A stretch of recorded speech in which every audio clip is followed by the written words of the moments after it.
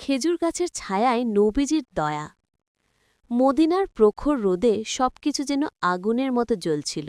এই শহরের প্রতিটি গলি, প্রতিটি রাস্তা আল্লাহর নূরের আবাস হয়ে উঠেছিল নবীজি সাল্লাল্লাহু আলাইহি ওয়াসাল্লামের আগমনের পর। মানুষ একে অপরকে দয়া করত, সালাম দিত, একে অন্যের খোঁজ নিত। তবুও শহরের সব মানুষ সুখে ছিল না। কারো দুঃখ ছিল লুকানো, কারো ব্যথা ছিল মুখোশের আড়ালে। সেই ব্যথারই একটি গল্প আজ বলা হবে। বন্ধুরা, গল্পটি যদি আপনাদের ভালো লেগে থাকে, এসআর ভয়েস বাংলা চ্যানেলটি সাবস্ক্রাইব করবেন। মদিনার উপকণ্ঠে এক ছোট্ট কুঁড়ে ঘরে থাকত থাবিত নামের এক কিশোর। তার বাবা যুদ্ধের আগেই মারা যান, আর মা অসুস্থ শরীর নিয়ে হার্ডলি কাজ করতে পারতেন। থাবিতের বয়স মাত্র 10, কিন্তু সে প্রতিদিন ভোরে বের হয়ে যেত, কখনো কাঠ কুড়োতে, কখনো পানি টানতে, কখনো মানুষকে জিনিসপত্র বহন করে দিতে। আজও সে বালুর পথ ধরে হাঁটছিল।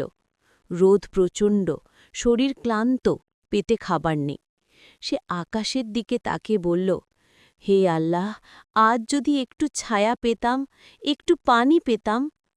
তার চোখে পানি এসে গেল, কারণ এই ছোট্ট ইচ্ছাটুকু যেন তার জন্য অনেক বড় হয়ে দাঁড়াত। হাঁটতে হাঁটতে থাবিত ক্লান্ত হয়ে পড়ে। দূরে সে দেখতে পেল একটি বড় খেজুর গাছ, নিচে গভীর ছায়া। ছায়ার নিচে বসে আছেন এক নুরানি চেহারার আরব পুরুষ। মুখে অদ্ভুত প্রশান্তি, চোখে দয়ালু দীপ্তি। থাবিত ভয়ে ভয়ে কাছে গেল। মানুষটি হাসি মুখে বললেন, এসো বাছা, ছায়ায় বসো, রোদ অনেক। থাবিত বিস্ময়ে দাঁড়িয়ে রইল। এত কোমল স্বরে তাকে আগে কেউ ডাকেনি। মানুষটি তার দিকে পানির মশক বাড়িয়ে দিলেন। পানি পান করো, ধীরে। বন্ধুরা, গল্পটি যদি আপনাদের ভালো লেগে থাকে, এসআর ভয়েস বাংলা চ্যানেলটি সাবস্ক্রাইব করবেন। থাবিত পানি খেয়ে আর্তনাদ করে কেঁদে ফেলল। কেউ তাকে এভাবে কখনো পানি দেয়নি। লোকটি জিজ্ঞেস করলেন, তোমার চোখে পানি কেন? থাবিত কাঁপা গলায় বলল, আমি খুব ক্লান্ত, আমার মা অসুস্থ, আমি কাজ না করলে আমরা খেতে পারি না। মানুষটির চোখ গভীর মমতায় ভরে উঠল। তিনি বললেন, চলো, তুমি আজ আমার সঙ্গে বসবে। থাবিত বুঝতে পারল না একজন অচেনা মানুষ কেন তার জন্য এত দয়া দেখাচ্ছেন। সে জিজ্ঞেস করল, আপনি কে? কেন আমাকে সাহায্য করছেন? লোকটি ধীরে হাসলেন। তার হাসি যেন রোদের মধ্যে থেকেও ঠান্ডা বাতাস ছড়িয়ে দেয়। তিনি বললেন, আমি তোমার ভাই মোহাম্মদ, আল্লাহর পক্ষ থেকে তোমাদের জন্য রহমত হয়ে এসেছি। থাবিত স্থবির হয়ে গেল। এই মানুষটি মুহাম্মদ সাল্লাল্লাহু আলাইহি ওয়াসাল্লাম, মদিনার সবচেয়ে শত দয়ালু আর সত্যবাদী মানুষ। সে কেঁদে কেঁদে বলল, হে আল্লাহর রসুল, আমি তো এত ছোট, তবু আপনি আমাকে দেখলেন। রসুল সাল্লাল্লাহু আলাইহি ওয়াসাল্লাম শিশুটির মাথায় হাত রাখলেন।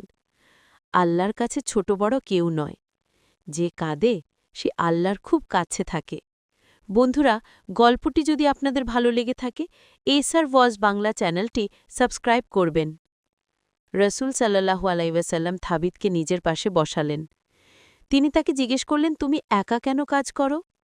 থাবিত বলল, মা অসুস্থ, আমি কাজ না করলে কেউ আমাদের খাওয়ায় না। রসুল সাল্লাল্লাহু আলাইহি ওয়াসাল্লাম কিছুক্ষণ নীরব রইলেন।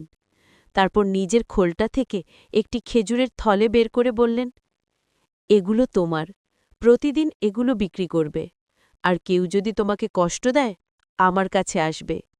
থাবিত বিস্ময়ে বলল, হে আল্লাহর রসুল, আপনি আমাকে এত দিচ্ছেন কেন?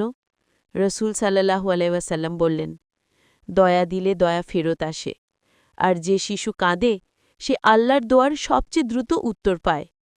নবীজির কথা থাবিতের হৃদয় চিরদিনের জন্য ছাপ রেখে গেল। বন্ধুরা, গল্পটি যদি আপনাদের ভালো লেগে থাকে, এসআর ভয়েস বাংলা চ্যানেলটি সাবস্ক্রাইব করবেন।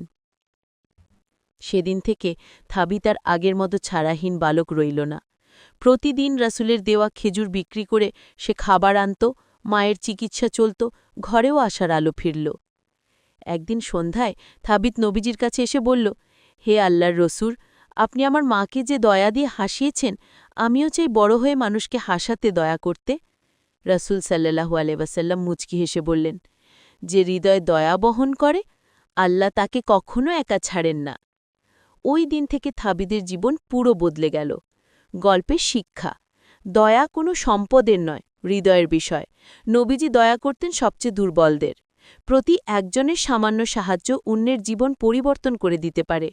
আল্লাহ মানুষের দোয়া শোনেন, বিশেষ করে নিঃস্ব মানুষের। কষ্টের পর সবসময় আরাম আসে, এ আল্লাহর প্রতিশ্রুতি। বন্ধুরা, গল্পটি যদি আপনাদের ভালো লেগে থাকে এসআর ভয়েস বাংলা চ্যানেলটি সাবস্ক্রাইব করবেন।